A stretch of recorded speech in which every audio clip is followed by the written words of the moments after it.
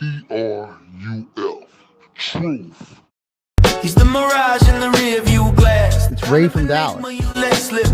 Was he here? Was he there? Was he ever mine? Ray from Dallas? Just a trick played by time. This dude is savage as fuck. Or just a dream? What up, Ray from Dallas? Ray from Dallas, tell me true. He's fun. Hi, Ray. This appears to be a black man. Ray from Dallas. Let's take this walk. Is he real or just a dream? Falling stars or a laser beam? Ray from Dallas, tell me true. Are you the myth or the man I knew? This dude is Savage as fuck.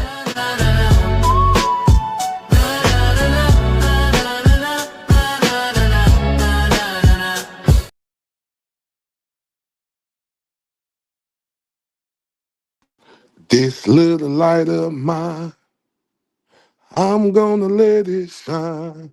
Oh, this little light of mine, I'm gonna let it shine. Jesus, I know my Jesus told me, he said he gonna let my moonlight shine. Oh, Jesus, I know my Jesus told me, he told me he gonna let my moonlight shine. Bright light, bright lights, I'm gonna let it shine. Oh, light, bright lights, I'm gonna let it shine. Shout out to everybody on here across the states. Do you understand me? Shout out to everybody across the pond. Do you understand me? Shout out to all the sun rays in the building. Do you understand me? And just because I love y'all guys so much for always showing up and showing out, let me turn up for y'all.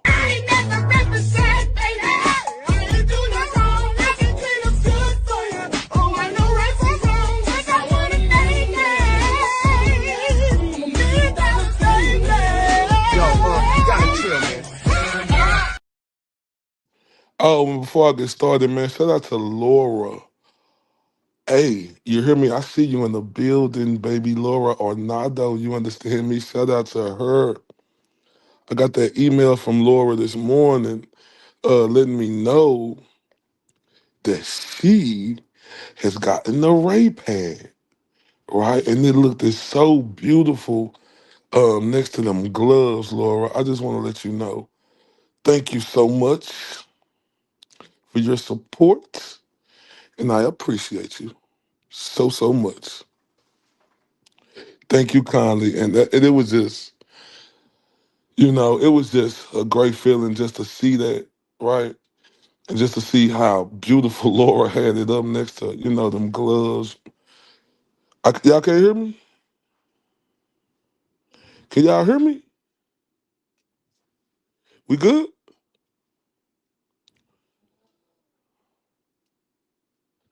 Can- okay, cool. I just seen Dumpster say muted, so you know. I got to go. Shout out to my boy, the General MC. Shout out to Kayla Jones, Nellyville, Gald, Donnell, Miss Jenny J. Shout out to BLT in the building. Shout out to Alessi Girl. Shout out to Jackson Ray in the building. Melanie in the building. I see how y'all coming. Shout out to the other Mary B in the building. Yes, shout out to Growth Renewal in the building. You understand me? Shout out to everybody. I don't want to make sure I miss nobody. I want to make sure I get everybody on here. I don't want nobody to think I'm missing them. I know how I'm coming. Y'all know I love everybody, right? And I'm just make sure I make sure I shout out to Kisses in the building, you understand me? Shout out to 420 in the building, you understand me? And I appreciate y'all. And I got some different story. We got Turtle the GOAT later on tonight, you understand me? But today we got something else, and we're gonna get into that in a minute. But before we start, right? My son, he asked me, right? because he see the show and he asked me, my 9-year-old son, they having a fundraiser at school, for all the fourth graders to go to Disneyland in Florida, right? So that's why I put the cash app up there today. My son told me to ask y'all, if y'all can help him and his classmates get to Disneyland in Florida this spring break. It'll do wonders for me. Hold up, hold up, hold up, hold up, hold up, hold up. Wait a minute, let me put some boom in it. And it ain't buying nothing. It's just, they want us to fundraise so all the little fourth graders, so they can make sure they have, enough for everybody to go. Because, unfortunately, a lot of kids, I grew up like that myself, right? Weren't able to afford to go to everything. And, I wish back in the day, that they, we could do something like this. But, hey, I'm glad I'm able to do it for my son. So it would be kindly appreciated if you guys, could help my son and the other classmates.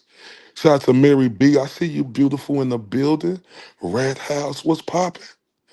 In the building. Now look, so if y'all can help my son and the other fourth graders get there, because like I said, it's a lot of fourth graders, who not fortunate enough to, to pay for the trip to get them there. So they want us to raise money so we leave no child behind because I feel like, every child, deserves an opportunity. And I appreciate if y'all could help by supporting that cash app to go to the little fourth graders, right? And I appreciate so. And I'm gonna make that announcement a couple of times through the live. I just want to start it off like that. But shout out to everybody that's in the building. You hear me? I love y'all to death. Nellyville, I love you. Kayla Jones, Prince of Wales, Zach in the building. What's popping, my guy? Man, I love everybody. You understand me? And I'm gonna reciprocate that love every single time I get on her. Because like I say, we are a community, we are a tribe, we are a movement, right? And I'm with y'all 100%. And when I tell y'all I'm not hashtag fucking Huckleberry, you got to understand that. Shout out to Dizzy. I appreciate you Dizzy. He said, I'm behind, but awesome. But yeah, so I love y'all. Shout out to Mel Mack in the building. I see y'all in here, man. And I just want to let y'all know I love y'all to death, right? And like I said, this is for the unfortunate kids. It's for everybody, but they want to make sure like that they have enough for all the kids who not fortunate enough to go.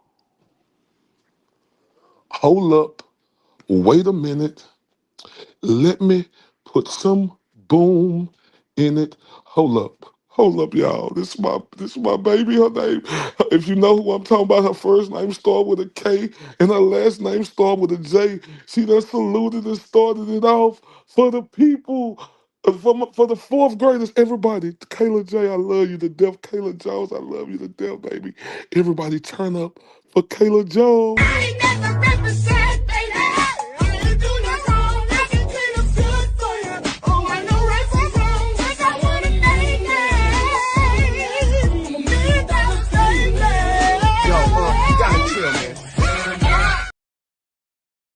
Man, just know I love you for that, Kayla, right? And I really do because, like I said, I don't want no child left behind. I remember growing up as a kid, wanting to go on there. My mama, she had 3 kids, and she couldn't afford it. Like I'm just man, she couldn't afford it. And, it was a lot of stuff, that we couldn't do. And I just try to make sure, with my sons and his school, I try to be involved in everything.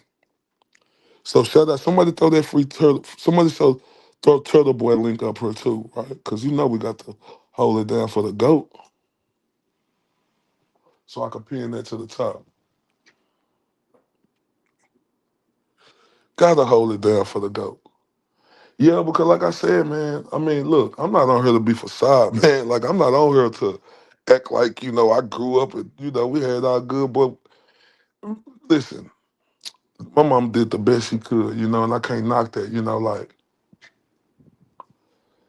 some people are fortunate than others, but it ain't that you fortunate more for. It's about how you make the situation. And one thing I can say, my mother made the situation very well, and I appreciate her, for doing everything that she could. You understand me?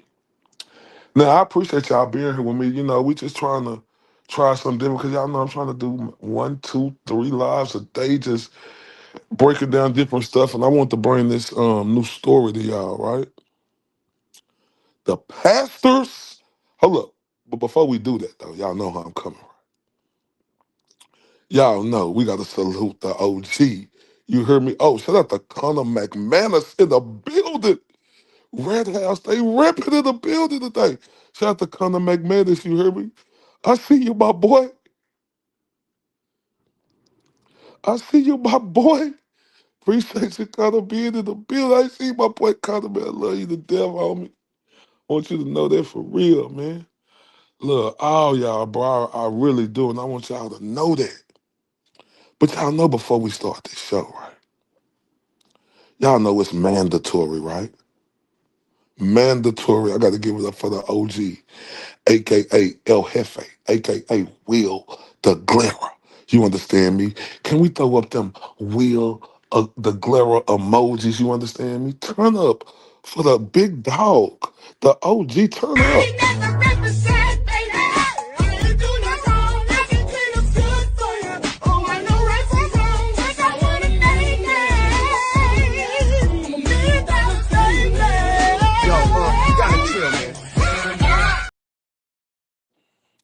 Man, shout out to the OG. Now y'all know before I start my show, y'all know also I got to give it up for the gold, right? Because he is the creme de la creme. We know that, right? He's the creme de la creme. So if y'all could throw up them turtle boy emojis and turn up for the GOAT.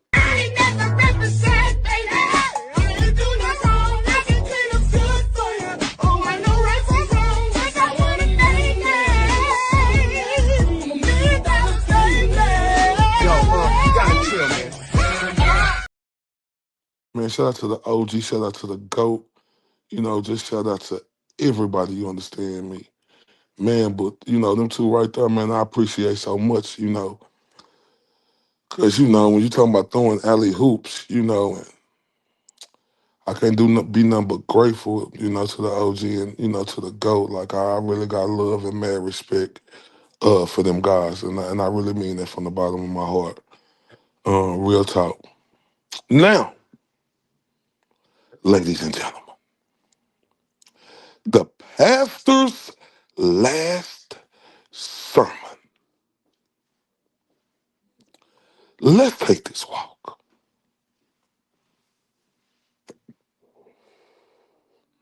Nights like this, I wish that raindrops would fall. Let it rain on me, yeah. Nights like this, I wish that raindrops would fall. Let it rain on me, yeah. Oh, this story today that we bringing to y'all live and direct way from Dallas, you understand me, is about Latasha Daniels and Pastor Broadus, right? Latasha Daniels and Pastor Broadus. Her final revelation. Do you understand me? Hold up. Shout out to Mama D with that super chat. Y'all know we gotta turn up for Mama D. Turn up.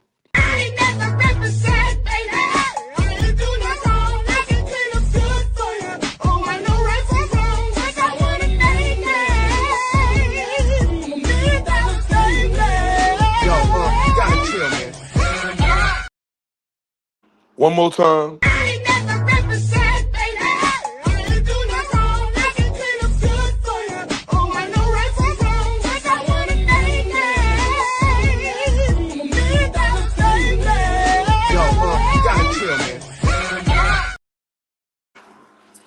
Man, I appreciate everybody, man. We about to turn up, y'all.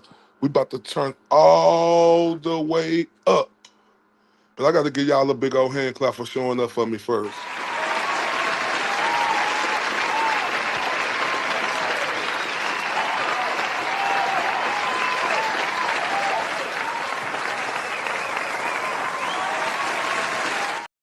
Y'all too special for me. I gotta do that again. I'm sorry. I love y'all to death. I'm sorry. I'm extra, but I love y'all, and I want y'all to know that.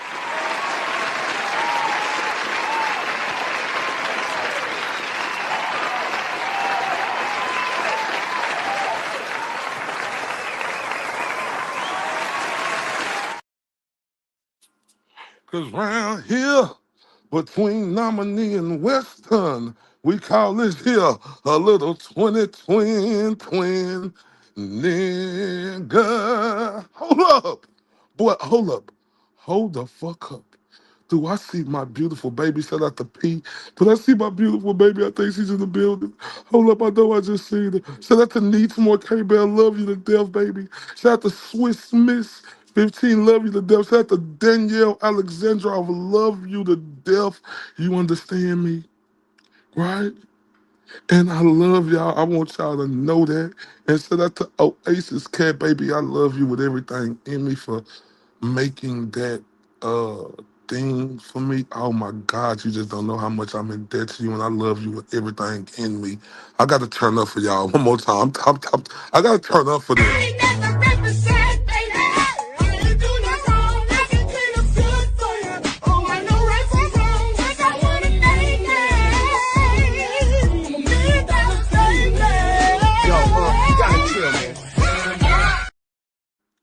And look, like I said, one more time before we get started, I want to let y'all know, my son, that he know what I'm doing. He's seen they having a fundraiser, to go to Disneyland in spring break. And if y'all possible, the cash app is at the top. We're trying to help all the fourth graders get to Disneyland this spring break. So if y'all can, from the bottom of y'all heart, help all the unfortunate kids get to Disneyland on spring break. I would definitely appreciate that, right? Now, the pastors last summer. Let's take this walk. Her final revelation, right? The woman you see on the screen with her ears up pushed back, right? You know, you know it's gonna look like that when you go to jail. You've been in jail for about a year. You ain't able to get all them products done, and you can see the naps and curls on the side and see how it's pushed back to the middle of her forehead.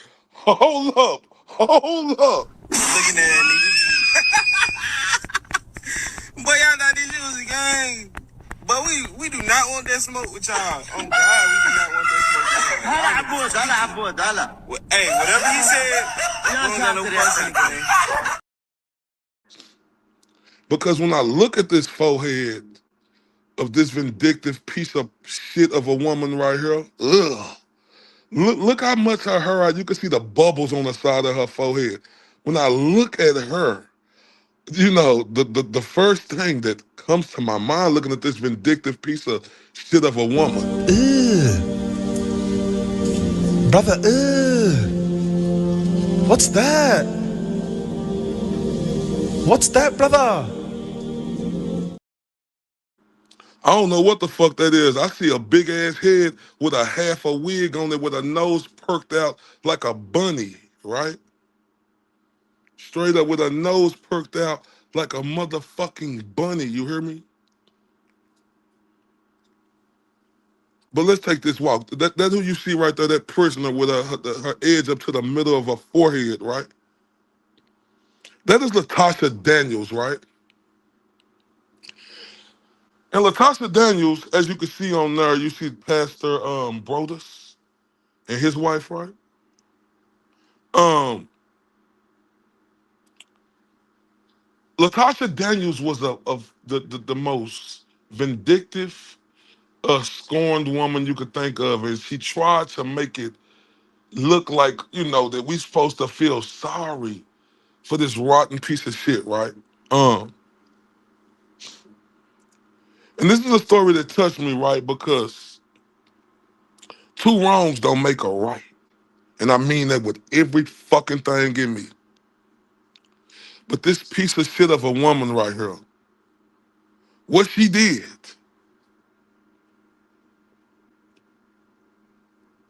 is mind-boggling.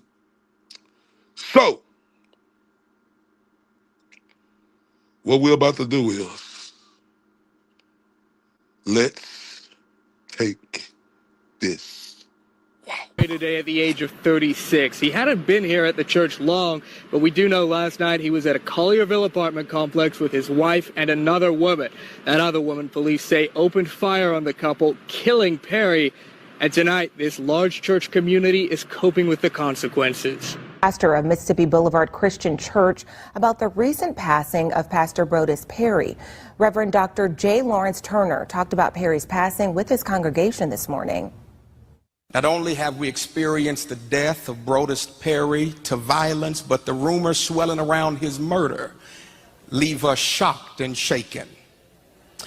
To those of you who are wondering, how could this happen? How could this happen within our safe and loving church community? To those of you in particular who came to know him as I did during the 5 months he was at Mississippi Boulevard, I want to say I'm heavy-hearted because of your pain. I'm heavy-hearted too, right? Because you have to understand, this woman, right, she went to this man, right, to get, a lesson, because she's going, went through a divorce and she was hurting on the inside, right? So she went to this guy, right, for advice, right? But we're going to get into that. Let's go to this next clip.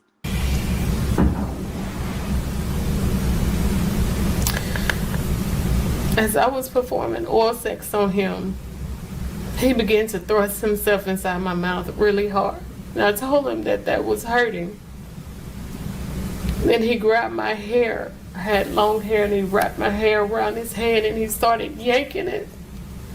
And when he wasn't thrusting himself in my mouth, he was pulling my hair really hard. And with his other hand, he would just hit me and hit me and hit me.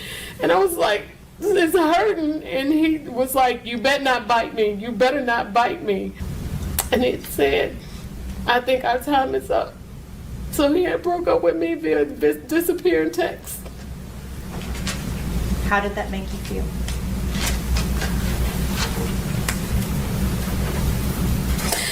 I felt so used and worthless, and I just felt like trash. Like, who does that to somebody who they say that they love? See, this gonna make sense how much of a lying bitch she is, right? Because you gotta understand, she knew that this Pastor Brodus, and RIP to him, was married, right?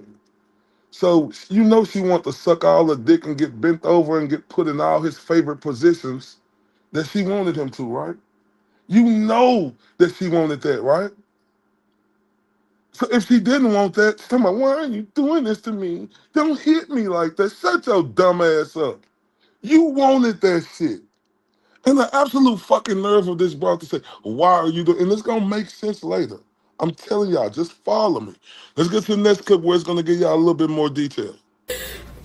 Fam, when I say God real, I really mean God real. And this story is a prime example of that. You'll see exactly how some faith that's meant to heal people can sometimes hide sin deep enough to destroy you. We're talking about a woman who went to her pastor for help and ended up sleeping with him. And years later, that same sin led her from the church pew straight to the courtroom. And in this one, we're not just talking about it. We're going inside the trial. We're going to hear the evidence, go over the police reports, and even listen to the testimony from the woman herself, Latasha Daniels, as she takes the stand in her own defense. So before we reveal the verdict, you, the family, gonna get to decide, do you believe she was a victim of emotional manipulation and heartbreak, or was this cold-blooded, premeditated murder wrapped in a spiritual disguise? Now, I want y'all to understand, like, I'm not on here to make nobody agree with me, agree or disagree. I want y'all to all be able to look at this the way I'm looking at this shit, right?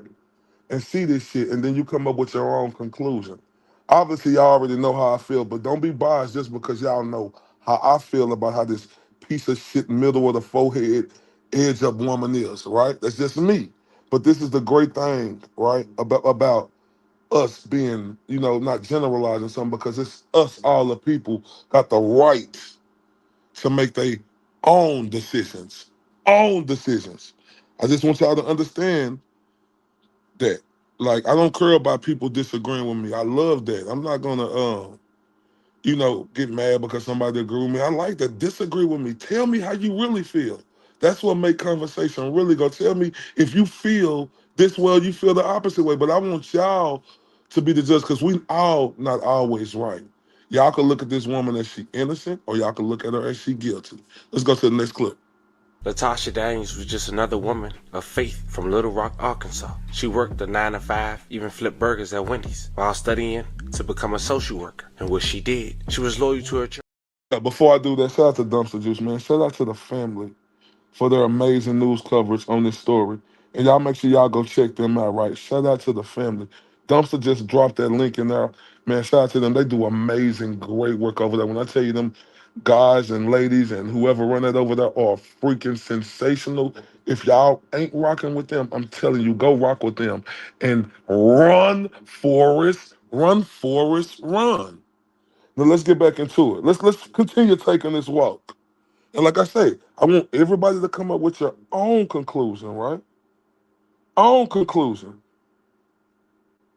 Let's go. Latasha Daniels was just another woman of faith from Little Rock, Arkansas. She worked a 9 to 5, even flipped burgers at Wendy's, while studying to become a social worker. And what she did, she was loyal to her church, St. Mark Baptist Church of South University Avenue, always at Bible study, always volunteering. You see, people knew her as smart, humble, and saved. She was the kind of woman who would quote a scripture before she cursed. But what nobody saw was the battle between her faith and her flesh. Now, the man she met was Pastor Rose Perry. According to him, he was no street dude. He was educated, a therapist, and a pastor over the couple's ministry. He was married, respected, leading sessions, teaching husbands and wives how to quote-unquote keep God first. So when Latasha's own relationship started falling apart, she turned to him for guidance. One day, she came looking for a prayer and found attention. Back in 2016, after having a fallout with her husband, she decided to attend a counseling session with the pastor. She opened up, told him about the infidelity in her marriage, the loneliness and confusion. And instead of keeping it spiritual, he crossed that line. But you'll later hear from this woman on the stand. That same night, he pulled her neck and started to kiss her. And from that night on, it was intimate. Prayer meetings turned into late night talks. Late night talks turned into chemistry. And before long, the same pastor preaching about purity was sneaking around with one of his members. For a while, they kept it quiet. She believed he was her soulmate, said God sent him. But the truth is, the devil was dressed up like love. And like most forbidden things, it didn't last. Eventually, the affair fizzled. He moved on and stayed with his wife, Tabitha Rose, a hospital administrator out of Memphis. They became that power couple people looked up to. Meanwhile, Latasha felt left abandoned, used. The same man who taught her to heal left her broken. And that's when everything inside her snapped. Now, I want y'all to understand. She went to him for counseling in 2016, right? Because she was going through problems with her relationship and going through a divorce, right? So I want y'all to understand that, right? She went through him because she said she was lonely, all this other stuff, and this and that. So she went to him for guidance, right? So I want y'all to keep that in mind because I want everybody to make their own decision. It's not up to what I believe or what y'all think. I'm just looking at it for what I see it as. I don't speak for everybody. I speak for myself. But she went to him for guidance because she said she was lonely. The nerve of this woman, right? And I want you to understand, right? She went to him because she said she was lonely, but then she know this pastor and Pastor Brodus has a freaking wife, right? And she ensued with this guy.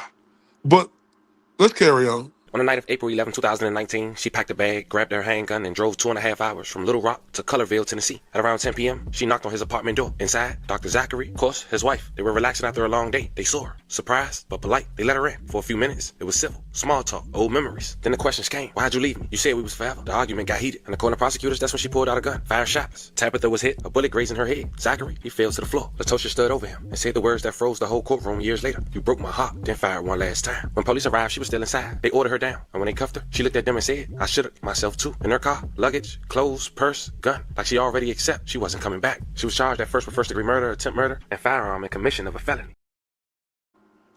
So listen, because it's going to get more detailed. Remember, this broad, she drove 2.5 hours to Memphis with a gun, all right? 2.5 hours to Memphis with a gun, but it's more that happened before that. I'm not going to spoil it for y'all, but just remember, this woman, this vindictive woman with them bumps on the side of her head because she can't put no tracks in it no more, she drove 2.5 hours, right? From where she was at to there. I want y'all to think about that shit. But that's not all the details. Follow me. Now listen to this. This is short what the newsman finna say, but just following her what he say. He hadn't been here at the church long, but we do know last night he was at a Collierville apartment complex with his wife and another woman. Another woman, police say, opened fire on the couple, killing Perry. And tonight, this large church community is coping with the consequences. So open fire on him. Open fired on him. And his wife, Tabitha. Oh my, but y'all don't know all the details. This get crazier and crazier, right? Because once y'all see this woman and hear her, right? I mean, hey, some determination may be, hey, I feel her. And I'm not mad at y'all if y'all do that. Some determination may be like me, where this bitch ain't shit. She knew exactly what she was doing. But hey, don't take my word for it. Let's carry on. Numerous 911 calls, possible gunshots. It didn't take long for the calls to start coming in. Commotion inside a unit at the usually quiet Meridian Park Apartments in Collierville Thursday night. There'll be a female crying and some others screaming. When police got there around 10:20, they found a man and woman with gunshot wounds. The Commercial Appeal now identifying the couple as Mississippi Boulevard Baptist Church pastor Brodus Perry and his wife. Perry died from his wounds today, according to the church. We've learned Perry was fairly new to the congregation, where he oversaw the couples ministry and discipleship ministry. Originally from Florida, he most recently worked at St. Mark Baptist Church in Little Rock. It appears it was in Little Rock where he met the woman police say killed him, Latosha Daniels. She lists herself as a certified anger management specialist and uses the title doctor. A business filing with the state of Arkansas shows she's also an officer at a company called The Root Behavioral Health. It's unclear what she was doing in Memphis Thursday night or what could have motivated her to pull the trigger. So, as you can see, Bumpy Head had a lot of accolades under her. Remember, this was a woman who used to study while flipping burgers at Wendy's, and it paid off for her, and she became great with a lot of accolades in front of her. This ain't no regular ratchet bitch like Valeria, a bitch who got two leans, a bitch who broke as fuck, like the bottomest of the bottomest bitch. How could a bitch get fucking they don't fucking Section 8? You know how fucking hard that is? So this ain't one of them type of bitches, right? This ain't a fake bitch like Valeria who try to make it look like this and make it look like that. No, this was a broad who was well accomplished. Bitch went from burgers, you know, because I'm just telling y'all, bitch went from flipping burgers at Wendy's to getting all these accolades and being successful, right? Now, let's take that walk. Now y'all finna see, y'all look at her body language. Y'all listen to everything this woman says, right? Listen to the questions, right? Listen to them, because it's mostly her getting, like the cold thing about this is you're going to see her lawyer examining her the most. I'm going to just tell y'all that. Because the prosecutor, once y'all heard how flawless they did it in the precise way, oh my, let's get to it. Bam, check it out. Did that cause problems between you and Brodus? At first, no, but as it continued to go on, it did. Especially after he joined like this, he called it a book club, but they met on Marco Polo talking about the book, The Ethical Slut. And so the more that he engaged in that, it became to where it was because he was more like, why are you not on board with this? And I'm like, why would I be? Like, it doesn't make sense because we already have limited time together. So why would I say, yes, you can be able to be with multiple women? And so it was that part, it was hard. Did you love Brodus Perry? I shouldn't have, but I did. Were you in love with Brodus Perry? I was. Were you wanting to build a life with Brodus Perry? I wanted what we had at that time, yes. And y'all saw each other frequently, right? We saw each other just about every day. I would cook for him, and so he would come to my office to eat lunch. If he didn't come to the office, I would drop it off for him. But it got to the point to where he knew my code to my office, so he would just come in. He knew where to get his lunch, warm it up, and if I had a session, of course, he would wait out in his vehicle. But other than that, he would come in and we would sit there and have lunch every day. How did Brodus react when you told him that you were not open to expanding to allow him to have more girlfriends? He was emotionally distant. Like, well, he would just he would tell me, well, you need to go and find someone. And I'd be like, I don't want anyone but you. And so he knew that would play on like my insecurity. So one time when he said, you need to go out and find someone, I said, well, what if I do? And he said, well, then we won't be together. So he knew that was going to get to me because I wanted to be with him. I enjoyed our time together when we did have it. And so he used the emotional part, the affection. He would give it to me, withdraw it if I wasn't really complying with what he wanted. Since all of this has happened, have you had time to really retrospectively consider your relationship with Brodus? Yes. I want to talk to you, we'll get back to that. I want to talk to you about that Marco Polo group, okay? Okay.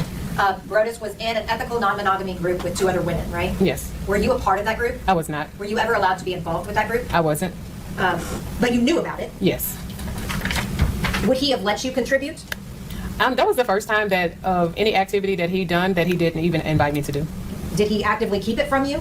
I would say so, because with any other thing he did, even to joining like a bourbon society, like we had memberships to a lot of things together, but that was one thing that he did not invite me to. I want to talk to you about when Brodus and Tabitha Perry moved to Memphis, okay? Okay. Mississippi Boulevard reached out to Brodus, right? To my knowledge, according to him, the pastor from Mississippi Boulevard reached out to Pastor Pointer, and then Pastor Pointer shared that with Brodus. Had Brodus, to your knowledge, had any issues at St. Mark's? Yes, he would tell me a lot about conflict that he was having with some of his coworkers. And then there was one instance where, according to him, he had misuse of a credit card. Your Honor, this is going to the context of their relationship. Oh, wow. At the end, you see how this vindictive-ass trifling bitch trying to send her here and this is a credit card. No, bitch, you was trifling, bitch. You big forehead bitch. Now you see all of her she got on head. Now y'all can imagine why her head look like that. Because if you see her on there, it's a big wig on her shit. But when the wig ain't off, oh my.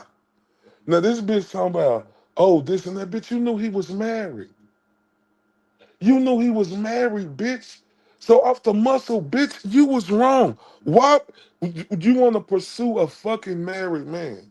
And see, this is what I don't get with delusional fucking women and men like that who fucking say, oh, I'm so in love. Bitch, he was out. You knew the situation before you came into it, and you was okay with it, bitch. Oh, but he started giving you that daddy long stroke, huh? Start hitting them curves and that side on the spot you like. And all everything over now. You don't care about the situation no more. You want him yourself. Right? But that's sickening. Sickening. Right? To know that you know this man and his woman, and you be in this man's face and you know what he's done, and you talking about, oh, he used to be with me every day, I used to cook for him. Like you his wife or something. You was never that. This is a long one, y'all, but I promise y'all, this clip, y'all gonna love it. Let's get into it. I'm going to rephrase my question a little bit, okay? At some point, did a situation arise where you had to pay back money to the church for Brodus? Yes. How much was that? The debt was $2,500, but I ended up getting him $2,300, and he got very upset with me about it. Why did he get upset with you about it? Because he wanted me to do the full price. And that was not your debt, right? No. So, Did Brodus talk to you when this other church reached out to him? He did. Did he discuss with you whether or not he should accept it? Yes. What did you tell him? I told him I thought it was a great opportunity for him. Why? Because of the things that was being shared to me, that some things he was dealing with within the employment at St. Mark. I thought that would be a great thing for him. So he sent me his resume, told me to change it to performance-based, and I did that, and he went to the interview. Is Mississippi Boulevard a prestigious church? To my knowledge. And you're not from here, right? No. You've never lived in Memphis? I have not. Did he eventually, to your knowledge, accept that position at Mississippi Boulevard? Yes. Did the church have a going away party for Brodus and Tabitha Perry? I planned a going away party. Actually, he had two. He had one at the Cigar Lounge and then one for the church. Who planned the party at the Cigar Lounge? I did. Who planned the But party she didn't at want to the give church? him the extra $200. Who paid for the majority of the gifts? I did. And then he gave me a backstory on how to be able to elicit money from the other members of the church so that he could have a certain amount of money for when he left. What do you mean? Like it was, hey, reach out to the life groups and tell them, I'm going away and we're going to do monetary gifts. So that's what I did. Did he get monetary gifts from that? He did. Before Brodus left, did he give you his new address in Memphis? Yes. Now I want to talk to you about after they moved, okay? Okay. Did your relationship with Brodus Perry continue after he moved to Memphis? Yes. Would Brodus come back to Little Rock? He would. Do you know why he would come? Why he would come back? Yes. The main reason why he would come back is because of his orthodontics appointments, and then also he was building up a business and a consulting business, and he was beginning to he had one client that he was coming back to begin to do some consulting with. What would happen when he came in town between the two of y'all? We would meet up at the hotel and hang out. And was that he would come in town and he would contact you? Yes. And y'all would get together? Yes. Now I want to talk to you about April the 15th. I'm sorry, not April the 15th, March the 15th of 2019, okay? Okay. Did Brodus come in town that day? He did. Did he text you? He did. Did you meet him at the hotel? I did. Do you recall what hotel? I think it may have been Spring Hill. What happened after you went to the hotel? The first time I went to the hotel, it was, just a drop off. He had asked me to go buy him something to eat and to stop by and get him some bourbon. After I brought that to him, we made an agreement to meet up later on. I had called him and as it was getting later and say, hey, what time are we going to meet up? And he was just like, I don't know, I'll let you know. But he never called. So I was at home and I was like, I'm just gonna break up with him. Like I'm not gonna do this treatment. Like no. I went to the lounge. I still had some gifts to give him, and he was coming out, and I said, unlock your car, and I started putting the gifts in. Well, once he got closer to me, he just hugged me and gave me the key to the room and was like, go to the room. So I was like, okay, and I did. Once he hugged you, was it all better? It was. Is that kind of how it went with Brodus? Yes. So tell me about what happened after that. That was one of the times that I still had my clothes on. So of course, when he got in there, he's like, why you still got clothes on? And I was like, oh, I'm sorry. I'm sorry. I got undressed. I did tell him, I said, I was coming to break up with you because of the way you were treating me. And he laughed it off and was like, well, why didn't you? And I was like, because I really do love you. He came over to the bed, started tickling me. We laughed it off. And then as we began to engage in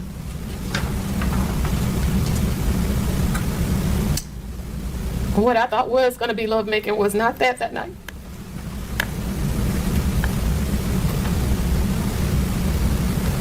Can you tell me what happened?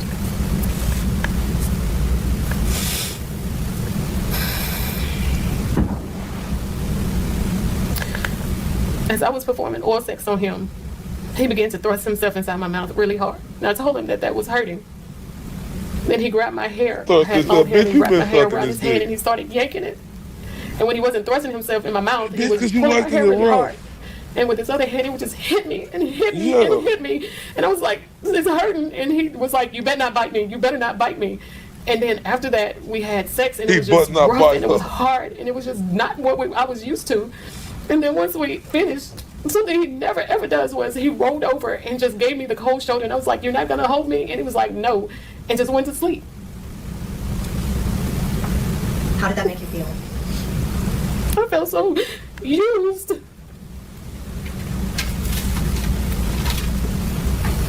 Did that affect you emotionally? Yes. I was just like, what is always happening to me? Did you decide anything when you were in that emotional state? Well, that particular night, that morning, we stayed the night together, and that morning he got up and he left. He was getting dressed, and I was like, where are you going? Like, we always showered together. And he was like, and I was like, where are you going with still smelling like me? And he was like, none of your business. I was like, since when did you not tell me your schedule?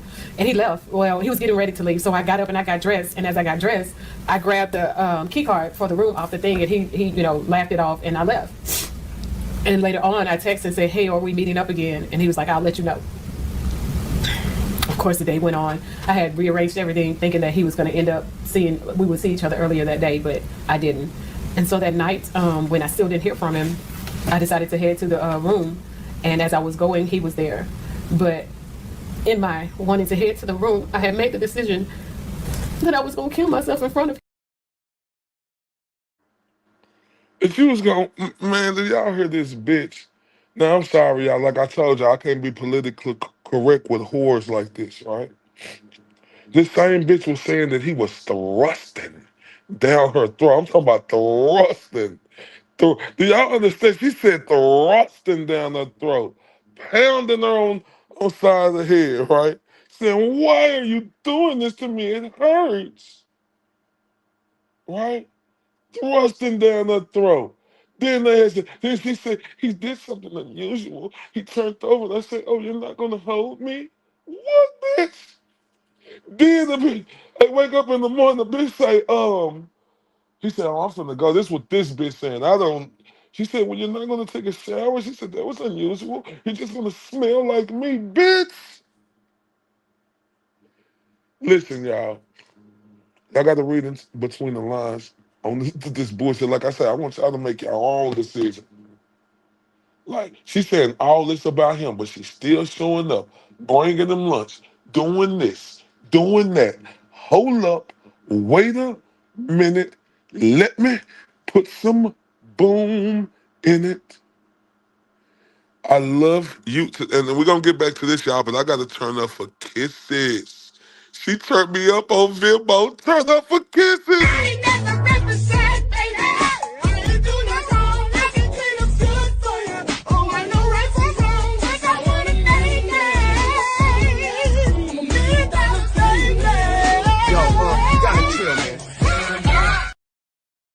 Oh, kisses, I love you to death, and guess what, baby? You know I love you, and I appreciate that. She said, hey, Ray, it's kisses for your sweet son. Turn up for her, man. And look, once again, y'all, my son in his school, all the fourth graders, right? They having a trip to Disneyland in Florida for spring break, right? And they doing a fundraiser. You know, it's a lot of kids who are unfortunate. I was one of them kids who was unfortunate before, right?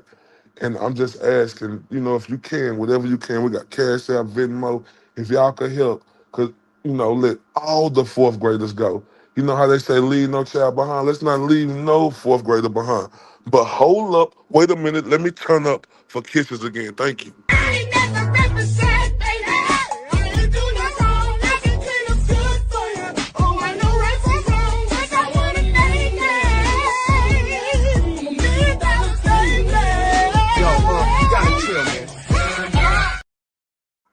Now, thank you so much, Kisses, and I love you to freaking death for that. I truly do, from the bottom of my heart, I love you to death for that. Kayla Jones, I love you to death for that, you know, for helping out these fourth graders. I love y'all to death for that, right? I really do, and I appreciate it. Because like I say, I was one of them kids before. I know it's a lot of people on here who was one of them kids before. And this ain't no fault to the people who was able to go, right? You know, it was just some of us, you know, who weren't able to go when we were little, right? But as we got older, we make sure, you know, that our kids have it better than we did, at least most of us, right? But I'm sorry, y'all, I got to turn up for both of them because I really appreciate that.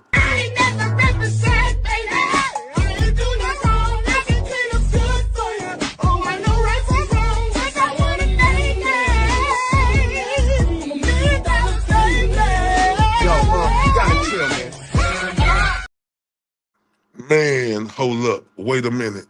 Now, like I was saying, she said this man was thrusting her down her throat. thrusting her. Thrusting. Do y'all understand what that means? I mean, he was shoving. He said, "You better not bite me." What the girl?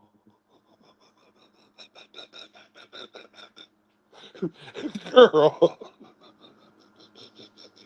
Oh, hold up, y'all. You better not bite. He said, "You better not bite me, bitch." Oh my God. He better not bite. You better not bite him, huh? Brother, what's that? What's that, brother?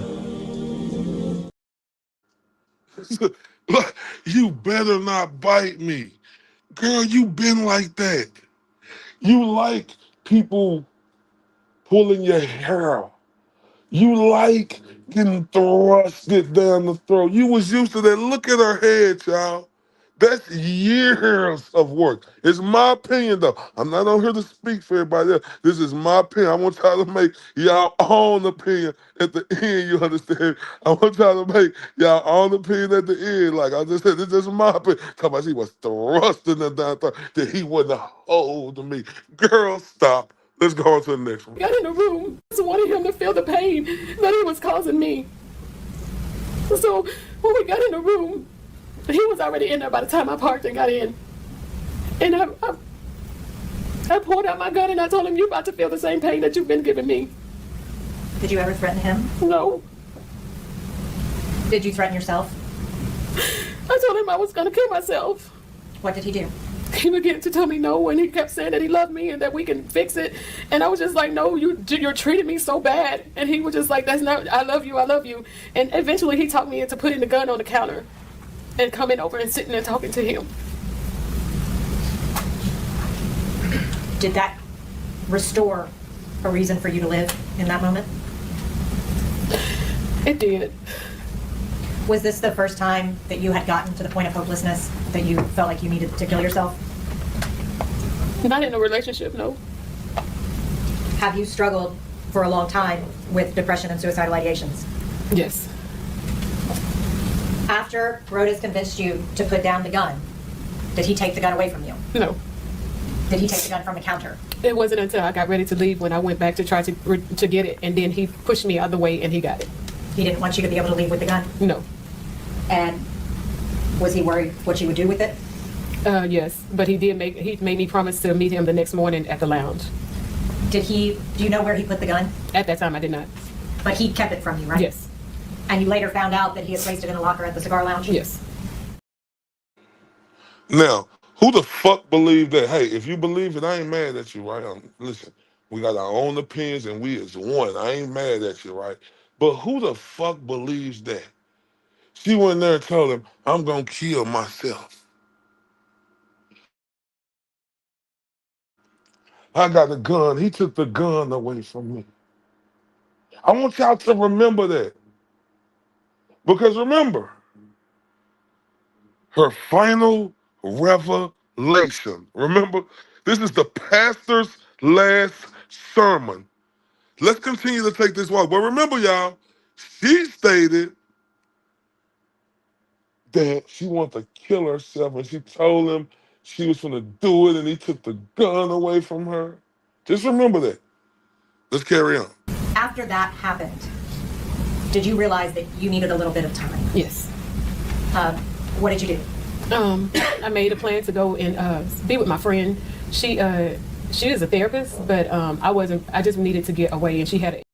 Now, hold up, y'all. I had to stop that. Shout out to the general MC. Now, you can shave this bumpy head, bitch. Look at her.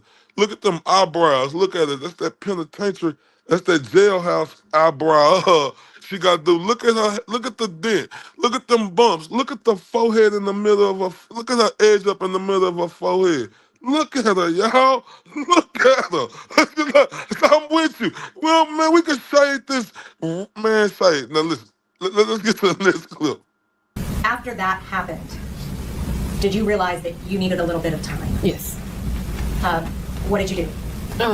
I made a plan to go and be with my friend. She is a therapist, but I just needed to get away, and she had an extra room. And so I just told her that I needed her to watch me and to just be there if I needed her. And Was she in Little Rock? She lived in Pine Bluff, Arkansas. So how far away from Little Rock? About a 45-minute drive. Is she someone that you also worked with? Yes. At that point in time, were you pretty desperate? Yes, I even was going to go and be with another friend of mine who was a clinician, but she lived in St. Louis. But she then, by the time it was for me to leave one friend to go to her, was then going through some marital issues herself, so I decided not to go to her house. During the time that you stayed with your friend, were you speaking with Brodus? Very limited. When you got back to Little Rock, did you resume speaking with Brodus? I did. Were y'all still together at that point? Yes. I want to talk to you about April the 4th, 2019, okay? Yes. Can you tell me about the text that you got on April the 4th? I had sent a regular good morning text. I didn't hear anything from him that morning. And then later in the afternoon, I seen what he had responded. And so I opened it up. And it said, I think our time is up. So he had broke up with me via disappearing text. How did that make you feel? I felt so used and worthless, and I just felt like trash. Like, who does that to somebody who they say that they love?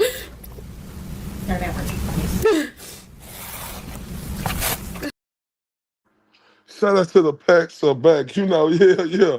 NBA young girl, right? But listen to this bitch. She got a discipline to that bitch. You just said that you told him you want to kill yourself, right? Like, you telling the man that, what do a man want to put up with? He sent you you say disappear text. No, bitch. He wanted you to disappear, right? So I want y'all to pay attention. Oh, it's heating up. Let's get to it. How did you react after you read that?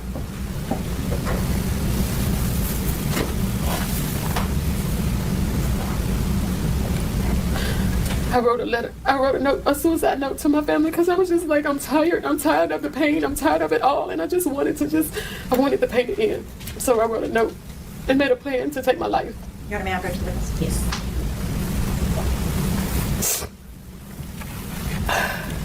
Natasha, do you recognize that? Yes. What is that? This is the note that I wrote to my family. Your Honor, I ask that that be made the next numbered exhibit. In objection. 322. We'll show the suicide letter as exhibit 22.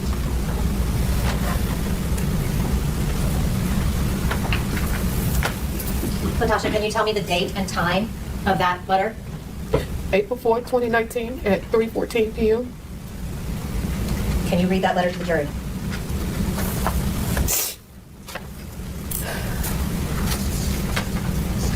To my family, I'm sorry that I have let you down.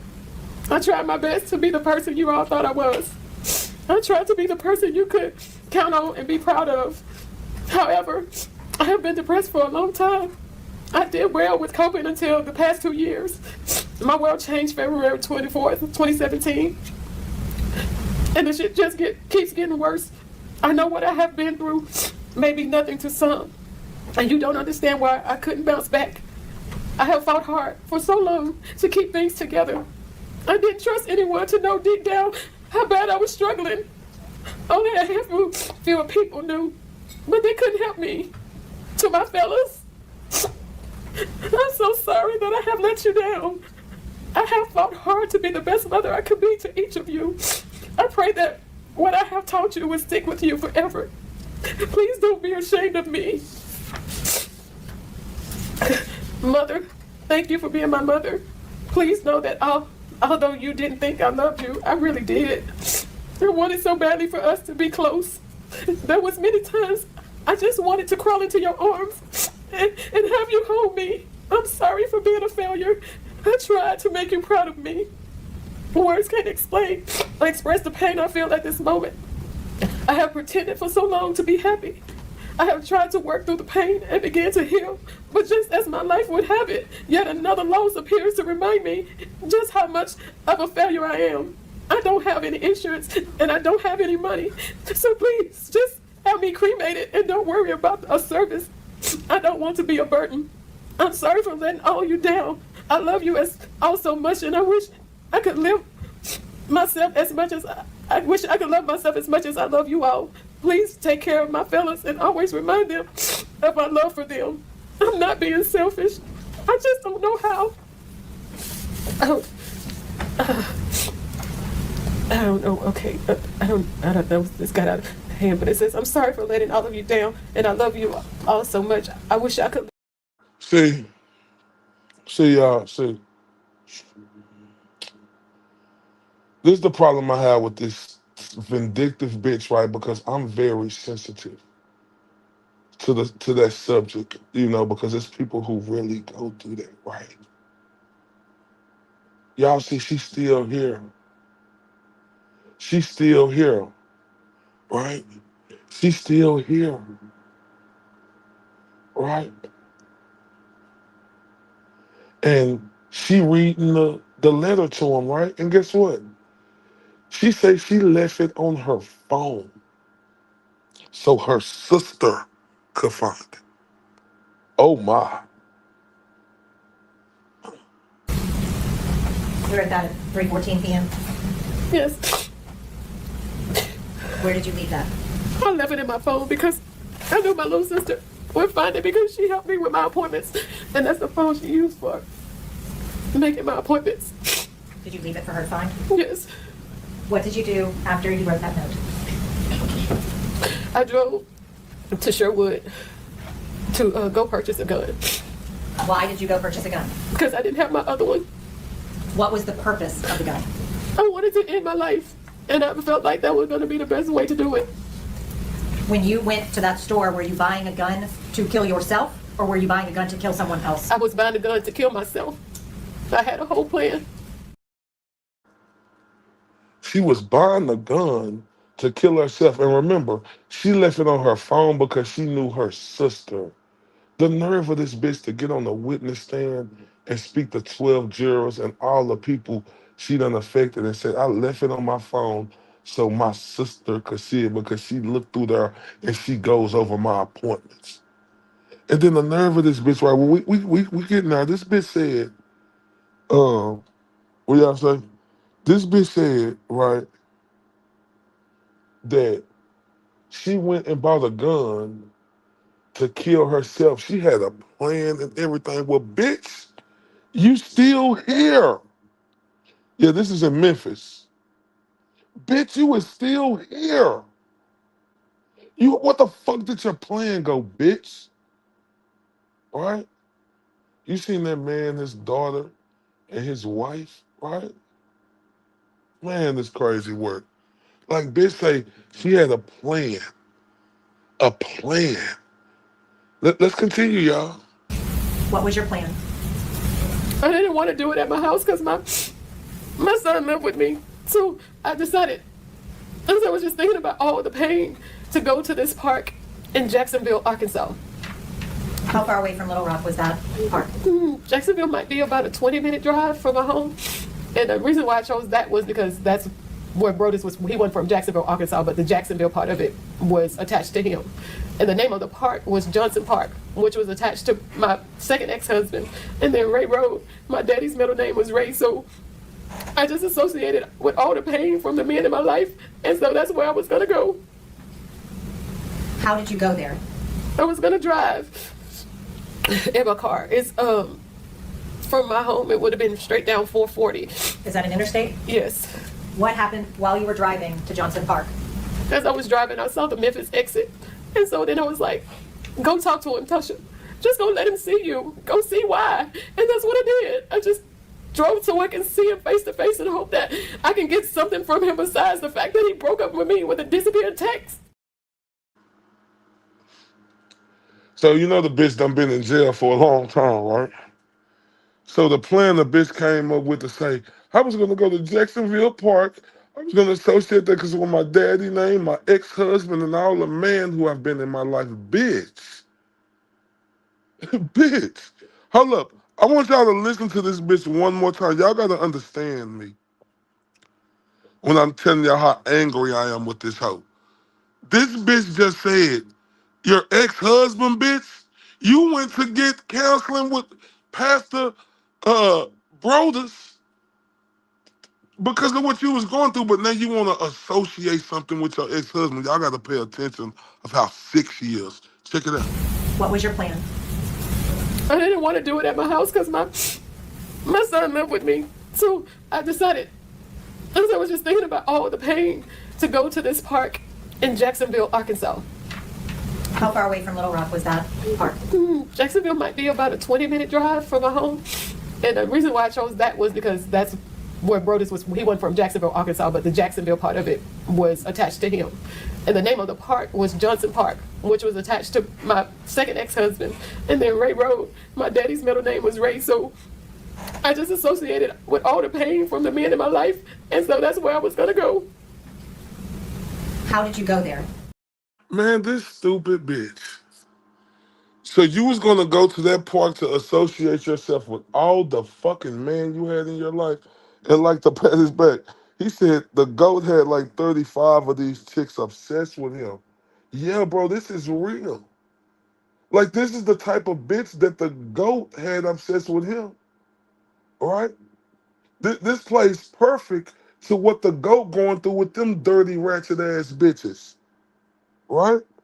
This shit is crazy work. This bitch said she wanted to go associate. She wanted to kill herself at a park that associated herself with the Jays and all the men and the ex-husbands. And I'm like, shut the fuck up. Let's go to the next clip. Disappeared text. And as I was driving, he did text me, and as he was telling me that he still loved me. So I was trying to just figure out what was going on. What did you do after you saw the Memphis exit? I took it, and I drove to Memphis. Where did you go? Look, hold up real quick, right? Bitch, you already said you was on your way to Memphis. So you come up with this falsified ass story you just said right now, saying he texted you. So now you see how this bitch done played this story in her head? Now she trying to say, bitch, you just told us you was all the way on your way to Memphis. Now you say he texted you, but y'all just pay attention to this bitch. Disappeared text.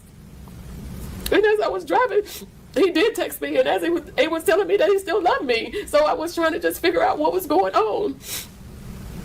What did you do after you saw the Memphis exit? I took it, and I drove to Memphis. Where did you go?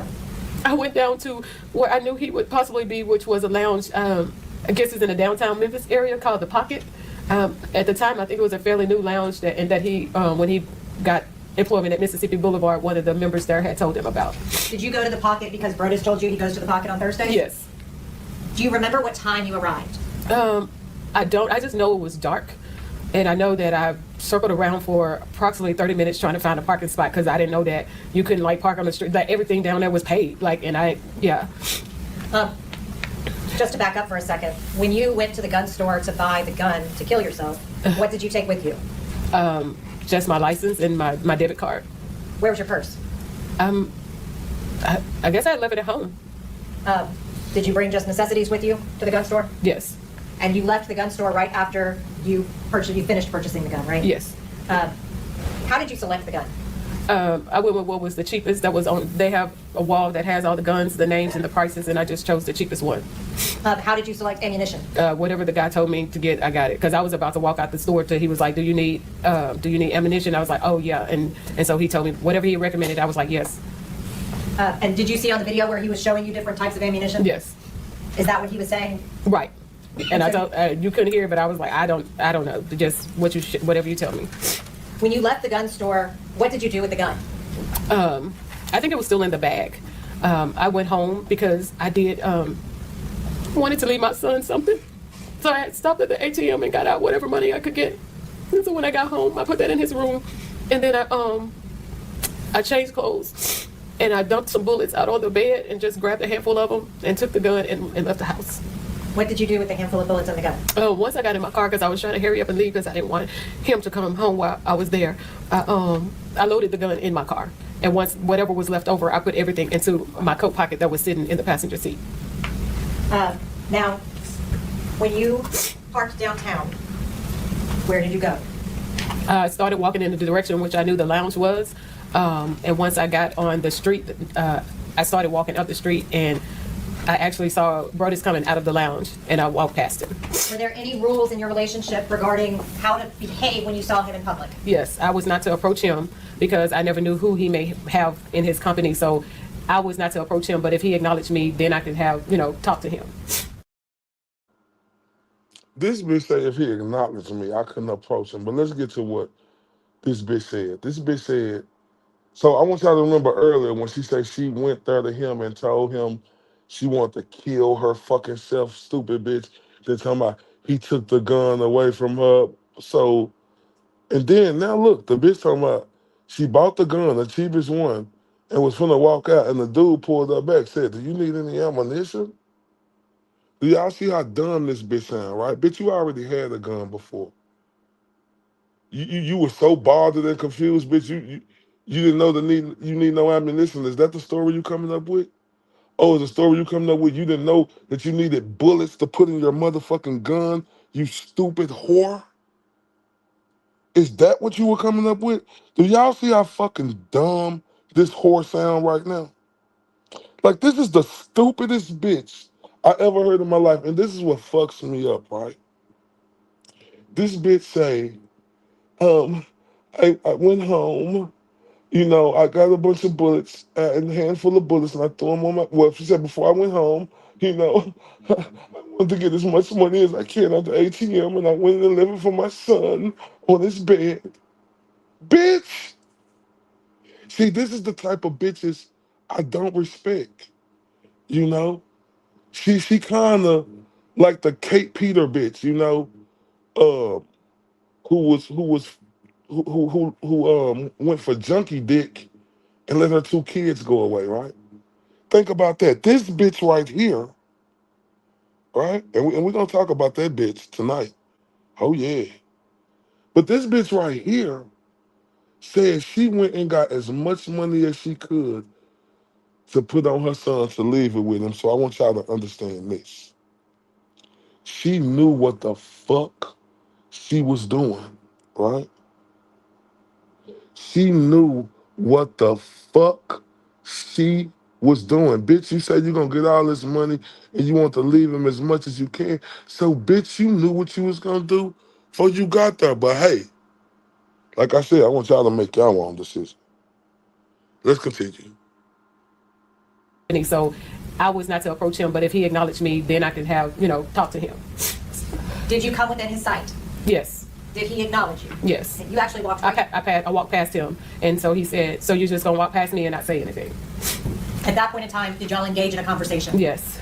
After you talked with Brodus, what did y'all figure out? Well, we decided that because his thing was I still wasn't wanting to be on board with him and this non-monogamy and have been able to see other women. So we came to I told him, well, we still haven't told Tab. You've always said something about telling Tab, so we haven't told Tabitha. And he said, okay, we'll tell Tabitha. He told me to go to the apartment and just talk to her about tenants until he got there, and that once he was there, we would tell her. He had to go to his boss house to drop off something. And so he gave me a backstory as to what to tell her if she asked me while I was in town, and we left. But before leaving, we came to the resolve that once we told Tabitha about the relationship, we had a trip that was planned to go. We was going to Kentucky. If she said yes, then that would be a new start, a fresh start. But if she said no, then that would be the trip that we would end. Did Brodus indicate to you that he was going to tell Tabitha while y'all were at the apartment? Yes. About your relationship? Yes. And what would have happened, or would you have been allowed to tell Tabitha without his okay? I didn't know. What would you have been able to continue a relationship with Brodus if you had done that? No. So I want to talk. And do y'all hear this bitch? I don't believe nothing this bitch said. She said he called him. She said she walked by him and she say, oh, don't say nothing to him unless he acknowledge her. This bitch right here done made up a whole story. Them years she been in the county jail waiting for this case. This bitch say, unless he acknowledge her, y'all. Did he acknowledge you? Yes. Oh, she said, you act like you gonna see me, you just gonna walk right by me? Do y'all believe this bitch? Then she say, oh, we're gonna tell Tabitha. I thought we were gonna tell Tabitha. No, bitch. That ain't what happened, bitch. We know what happened, bitch. You ain't gonna meet him in no Blue Lounge, bitch. You went straight to his fucking house and knocked on that fucking door, bitch. Stop playing. Let's continue. So I want to talk to you then about when you left downtown, okay? Where did you go? I put in the address that he had given me, and so that address did say Collierville. I didn't know how far away it was or anything. I just placed it in the GPS. Do you remember what time you arrived at the apartment? I know it was late. I just remember when we were there and we were talking, I remember the news coming on. Probably around 9 o'clock? Yes. So you left Little Rock, Arkansas at approximately 5 o'clock, right? And drove to downtown Memphis, right? Yes. That takes about 2.5 hours? Yes. How long would you say that you were talking with Brodus? We talked for a while because I remember the valet pulling the car up a ways and getting out, and just because he was sitting in there waiting on him and we never did, so he just pulled it up and we continued to talk. So then you left downtown, it was dark? Yes. Drove to Collierville? Yes. What did you do when you arrived at the apartment? I circled around because it was dark and I really couldn't see like numbers or anything. So I circled around, and then I guess eventually I found the building number and I parked and found my way to their apartment. Man, this bitch talking about she circled around. Bitch, you knew where he stayed at. Bitch, you parked somewhere else and you got out and you walked around. Right, bitch, you walked around because you had it on your mind what you was gonna do, bitch. See, this the shit I'm talking about right here. Y'all gotta pay attention, right? Let's go. Which vehicle is yours in that picture? The silver one.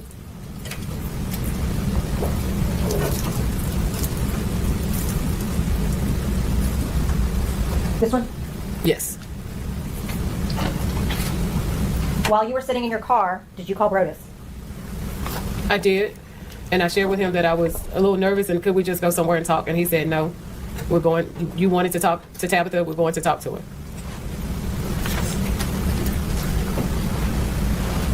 Did he answer every time you called him? I didn't call him a lot, but I did that night. Before you walked inside, was there a time you called him and he didn't answer? No. Okay. Not that you recall? Not that I recall. After you had talked to him and he said, no, we're going to do this, what did you do? I went to the apartment and knocked on the door. Were you wearing your coat? Yes. When did you put on your coat? When I got out of the car to go to find him at the lounge. Is that when you were walking around downtown at night by yourself? Yes. Did you ever take your coat off after leaving downtown? No. When you left downtown, how would you describe your feelings? I was a little hopeful. I was like, okay, maybe, we can get some resolve. We can get back to normal. And so that's what I was focused on. And when he insisted on telling Tabitha, did you get even more hope? Yes. So what did you do? Did you get out of your car? Yes, I got out of my car. Were you still wearing your jacket? Yes. Did it register to you that you had a gun in your pocket? It did not. Did you go to the apartment? I did. What did you do when you got to the door? I knocked on the door. And I can't remember, but I ended up bending down. And that's when she said, I'm not going to open the door for someone I don't see. And so I knocked again, and that's when she was like, Tasha, is that you? What do you mean you bent down? I don't know if, I couldn't remember if it was time or something. I just remember bending down, which is why she didn't see me when I knocked the first time. You just don't remember? No, I don't, yeah. Who answered the door? Tabitha. What did she do when she answered the door? She, once she opened it, she embraced me and said hello and welcomed me in. Did you go inside? I did. Where did you go when you went inside? She positioned for me toward the couch, and she sat on one end and I sat on the other. That would be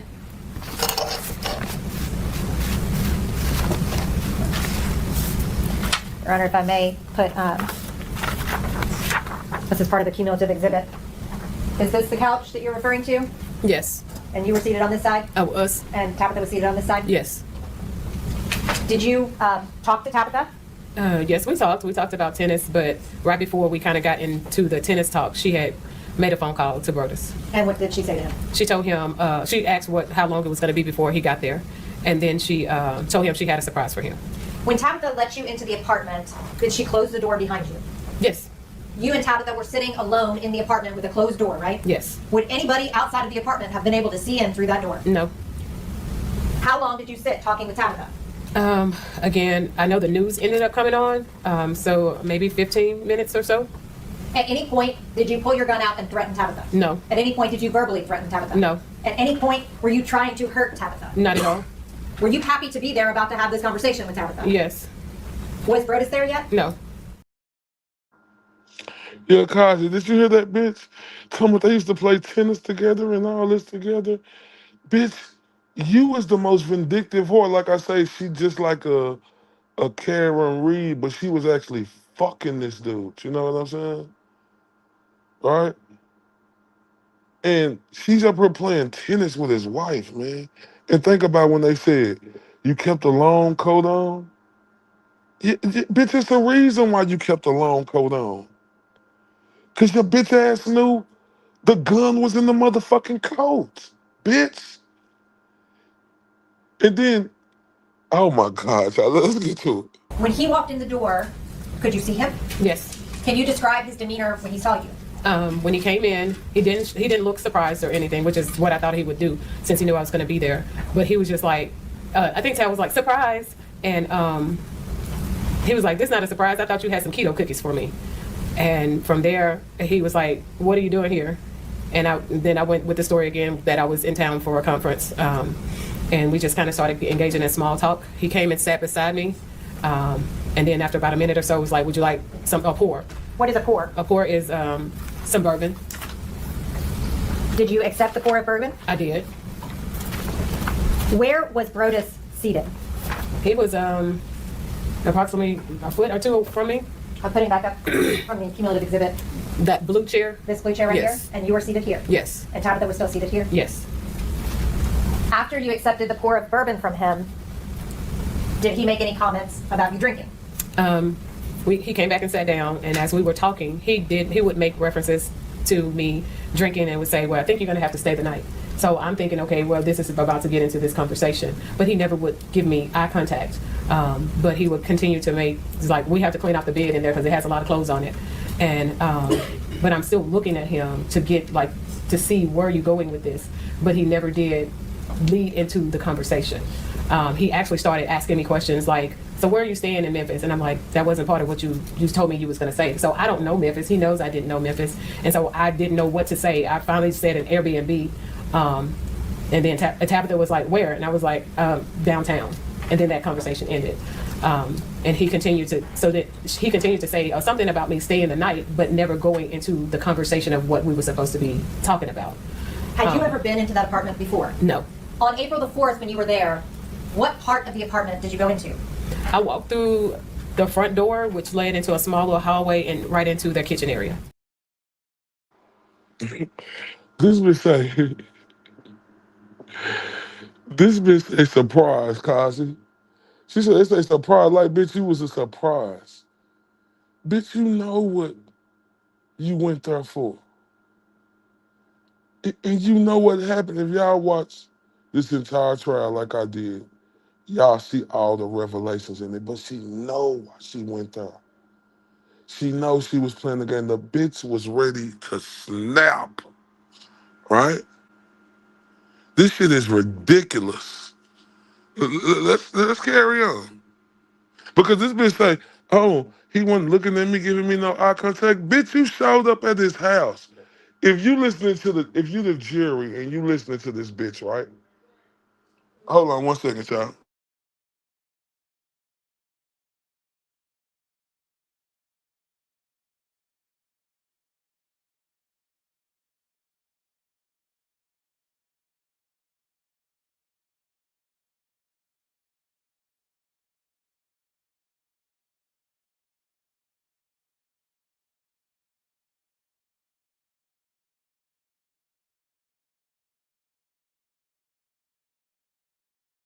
The bitch said, right, I appreciate y'all holding on. The bitch said she didn't get no eye contact. Bitch, because you showed up at his house unannounced, you stupid hoe. If you a jury and you listening to this bitch, he didn't give you no eye contact. Oh, it get worse. Watch this, y'all. What is all over the bed in the guest bedroom? Clothes. Had you seen that? No. But those are the clothes Brodus was talking about? Yes. When he was talking about clearing off the bed, you sleeping over, did you think that was his jumping off point to talk to Tabitha? I thought so. How were you feeling at that point? Very nervous. Were you also excited? I think I was more nervous because I just didn't know which way it was going to go, but hopeful. At some point, you lost hope. Yes. And you said you were going to leave. Yes. Why did you decide to leave? I saw that it wasn't going anywhere. Like I said, he was not giving me eye contact. So I knew, or I felt like he had changed his mind. And I just didn't want to keep sitting there feeling, at that point, stupid. What happened after you said you were going to leave? Tabitha got up, he got up, and so she began to tell me about watching for the police, you know, because I had been drinking. Had you drank a lot? No, not at all. But she still was just letting me know. And she began to walk toward the door. And I asked him, would he walk me out? He said no. And I said, why not, sir? That's Southern hospitality for you to walk a woman outside when it's dark. Because I wanted to just get him to see like what happened. Why didn't you follow through? But he refused to walk me out. So Tabitha opened the door and was walking out. I was still trying to get him to walk me out. And as I reached into my pockets to get my keys, I remember being outside the door, and then the next thing I was standing in their kitchen. Do you deny that you shot Brodus Perry? I do not. Do you deny that you shot Tabitha? I don't, but I know it wasn't intentional. Did you mean to shoot Tabitha? No, I wasn't trying to hurt anybody. When you went to that apartment that day, did you intend to use your gun on either Brodus or Tabitha? No. When you went there, what was your purpose in going there? Thinking that I was going to get some kind of ending to the relationship. And what do you mean? Like, okay, of course, after I got to, you know, talking to him at the lounge, we had a plan. It was either going to be a start or an ending, but it was something that I could see, like I knew it wasn't just a disappearing text, but still, I love you, you know. So I went to the apartment, I guess, for lack of a better word, to get some resolve. Did you have hope, given that Tabitha was open to the open marriage? I was nervous about that because, like I said, he had told me she had these rules about not nobody that you know and things like that. So I'm like, she knows me. So I don't know what that was going to be like. I didn't even think about anything beyond that. Bitch, you didn't think about nothing. Look, this bitch saying, you're not gonna walk me out? That's Southern hospitality, bitch. You gonna see? That's what I'm saying. Y'all gotta read between the lines on what this bitch said. She said, you're not gonna walk me out in front of his wife. That's Southern hospitality. Bitch, why would you say that in front of him if you're not gonna walk me out? Right? So you gotta understand right there, when the bitch said that, like the bitch already knew what was on her mind. And the bitch said, oh, Tabitha told her, oh, you be careful because you're drinking and just watch out for the police, you know, because you don't want to be, has you been drinking a lot? No. Bitch, you already implicating yourself. So you was a drunk bitch, a mad bitch, and you start shooting, bitch. She talking about they was outside and she don't know how they ended up in the kitchen. Bitch, you pulled your gun out and make them go back in the house in the kitchen, bitch. Let's carry on, y'all. As far as Tabitha goes, this is a person that you became friendly with, right? Correct. How did you balance that with having an affair with her husband? It was very hard. She, like, we started off, she had approached me to invite me to lunch. It came out of nowhere, and I didn't know, like, what was really going on, because by this time, Brodus had been talking about us being sister wives, and so when she asked me, I was a little confused, because I'm like, okay, you know, has he talked to her about it? But she never said anything about our relationship.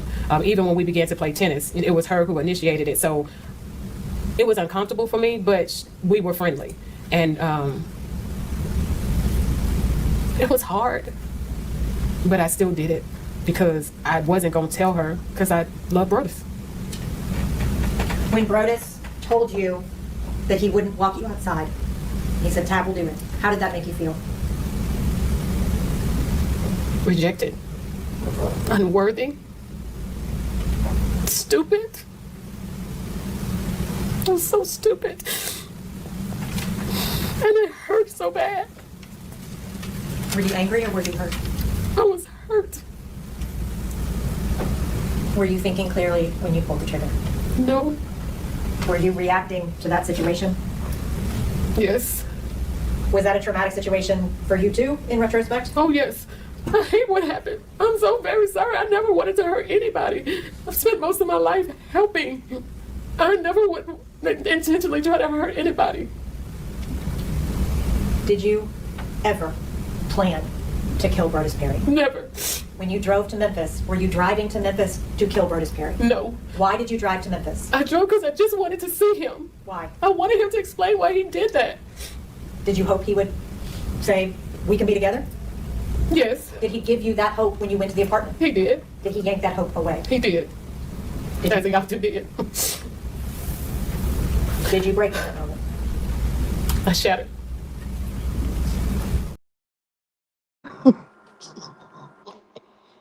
This like she was shattered. Bitch, he gave you that hope. Bitch, you didn't mean to do nothing. You was getting friendly with her. You mentioned sister wise. What the fuck are you talking about? What the fuck is you talking? Do y'all see how silly this shit was, bro? It been say she was hurt because he said he wouldn't walk her to the car. So, bitch, you not only kill him, but you shoot his wife too? Now, as y'all seen, I told you, when her defense did that, they had to do that. They had to try to open this bitch up, but they made her look stupid, right? And look at this. Look how quick this is, y'all. Super quick. Super quick how the prosecutor fucks her over. Check this out. Ms. Daniels, I'm going to take you back to April 4th, 2019, at around 4 o'clock. You remember yesterday when we introduced that surveillance footage of you at the gun store, right? Yes. Yes. And you know that was you in the gun store. That was me. And you purchased a gun that day. I did. And you also purchased ammunition that day. I did. And when you went to that gun store, you brought your state-issued ID, correct? Yes. And you brought your credit card, correct? I did. And once you left with that gun and the ammunition, you didn't go to Jacksonville, did you? No. You drove to Memphis. No. I drove home. But you eventually ended up in Memphis, did you not? That is correct. And you chose to go see Brodus Perry, correct? Yes, I chose to go see him. A man that you chose to be involved with. When I first encountered Mr. Perry for counseling, I did not choose to be with him. I went to him for direction, not a relationship. It's a yes or no question. You chose to be involved with him after you met him, did you not? Yes. And when you got to Memphis, and after you talked to Mr. Perry, you drove to his apartment, correct? Yes, I drove to his apartment. And from Sherman, Arkansas to Memphis, it's about a 3-hour drive, right? According to what has been said, I wasn't counting. And when you got to that apartment, you talked to Mrs. Perry. Yes. And when you got to that apartment, you stayed there and you talked with her for about 20 minutes. Correct? Yes, we talked for about 20 minutes. And then once Mr. Perry got there, you talked to him. Yes. And while they were gracious enough to walk you out of their apartment after an unexpected visit, you got your gun out, didn't you? It wasn't unexpected for him. But for Miss Perry, it was. It was. And after you exited, you decided to take your gun out, correct? No. And after you exited, you shot Mrs. Perry, did you not? My Yes or actions no? resulted in them being shot, yes. And then you shot Mr. Perry, did you not? It wasn't a conscious decision, but yes. But you didn't do it because you lost control. You did it because you thought you deserved it. No. I love Brodus. I would have never intentionally hurt him. No, ma'am. You did it because he broke your heart. No, ma'am. No further questions. Well, bitch, why did you do it? Bitch, why did you do it if he didn't break your heart? Bitch, you didn't intentionally mean the fuck is you talking about, bitch? Why your tears ain't coming out then when the prosecutor grilled your ass and all she needed was 2 fucking minutes, right? All she needed was 2 fucking minutes to grill your dumb ass for that bullshit you was saying, right? This shit is bad. Now, y'all, let's go to the verdict.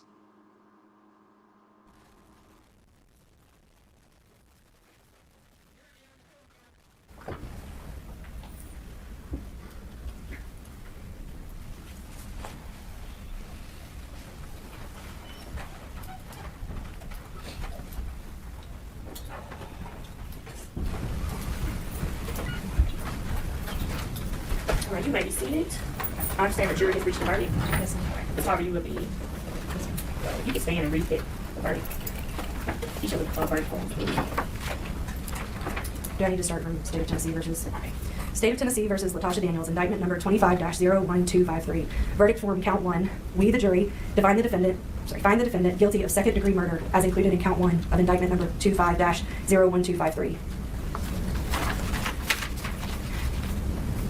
State of Tennessee versus Latasha Daniels, indictment number 25-01253. Verdict form count 2. We, the jury, find the defendant guilty of reckless endangerment as included in count 2 of indictment number 25-01253. State of Tennessee versus Latasha Daniels, indictment number 25-01253. Verdict form count 3. We, the jury, find the defendant not guilty in count 3 of indictment number 25-01253.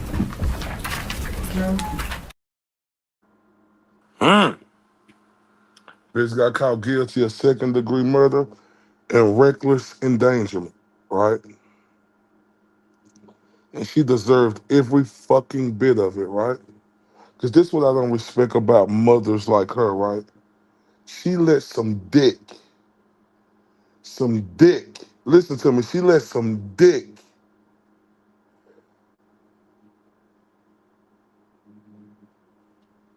move her mind than her thinking about her child, children, family members. This piece of shit bitch let some dick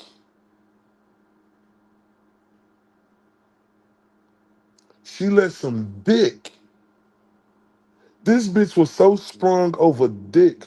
She gave up her life and her seeing her kid getting raised up and him, you're not gonna have his mama there. She let some dick put her in this position. Look at this ugly bitch.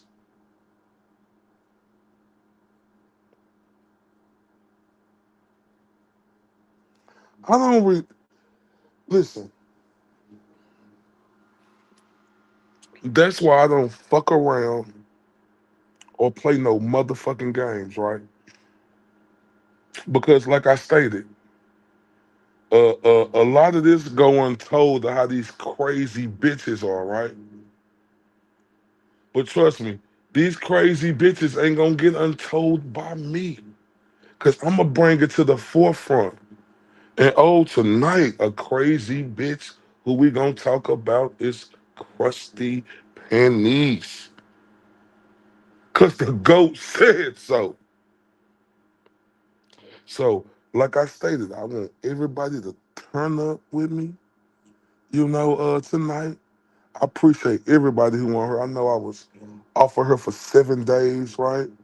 And I apologize, when I was going Bill Ford, tell how we do in Texas, to stop all that bullshit, make all these bitch dudes out here bow down, lay down, and shut the fuck up. I had to go a little overboard, they blocked my, for 7 days, right?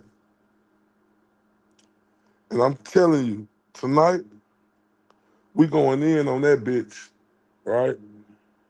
Cause she another dirty hoe, like in the shit she did to the GOAT, man. Like that shit is, I'm telling you, I'm going in on this bitch tonight. But once again, y'all see the cash up at the top. My son, them spring break, they're doing a fundraiser for all the 4th graders to go to Disneyland in Florida. If y'all can, please support the cash app to help send the unfortunate kids who not able to have enough money, right? We just want to try to make sure as a community around where I stay at that we get involved and put in as much as possible so they can have enough money to be able to take all the kids on that trip. Because around here, where I'm from, we leave no child behind. So what y'all think about that story? Did y'all enjoy that? And how's everybody's day going?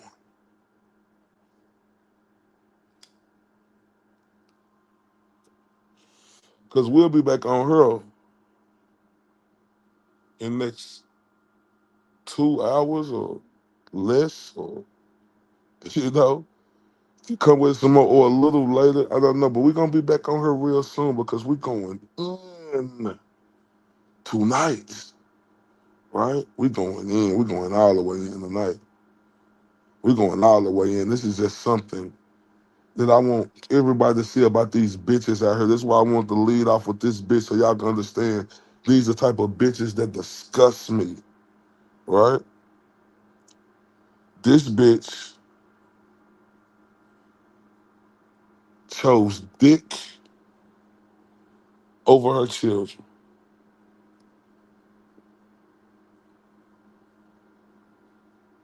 Man, if y'all ain't hit that like button, hit that like button. If y'all ain't shared this, please share this for me. If you're new to the channel and you like what you heard, please subscribe. We will be coming back later. We're going to be shooting these stories out on a consistent basis. I'm telling you, tunnel vision, baby. Shout out to everybody on here. I hope y'all have a great rest of y'all day until I come back and we meet again. Appreciate y'all.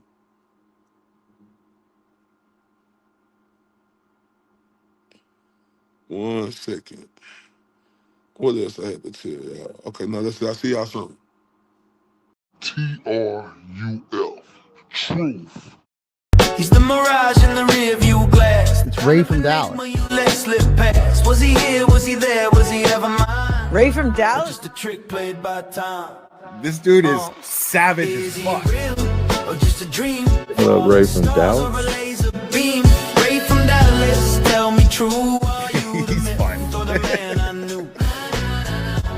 Hi, Ray. This appears to be a black man. Ray from Dallas. Let's take this walk. Is he real or just a dream? Falling stars or a laser beam. Ray from Dallas, tell me true. Are you the myth or the man I knew? This dude is savage as fuck.